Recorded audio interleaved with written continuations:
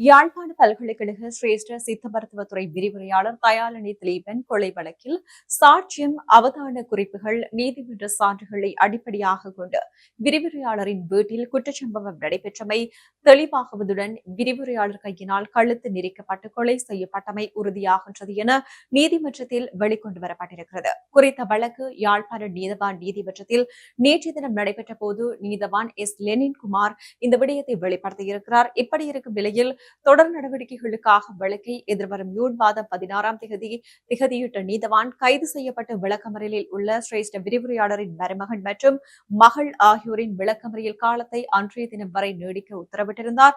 வழக்கு விசாரணைகளின் போது பாதிக்கப்பட்டவர்கள் சார்பில் ஜனாதிபதி சட்டத்தரணி எம் ஏ சுமந்திரனின் வழிகாட்டலில் பெனிஸ்லஸ் துசானும் முதலாவது சந்தேக நபரான விரிவுரையாளரின் மருமகன் சார்பில் சட்டத்தரணி சர்மினி விக்னேஸ்வரனும் இரண்டாவது சந்தேக நபராக பெயர் குறிப்பிடப்பட்ட சிரேஷ்ட விரிவுரையாளரின் மகள் சார்பில் சட்டத்தரணி சமந்த அத்தகோர்லவின் வழிகாட்டலில் மற்றொரு சட்டத்தரணியும் ஆஜராகி வருகின்றனர்.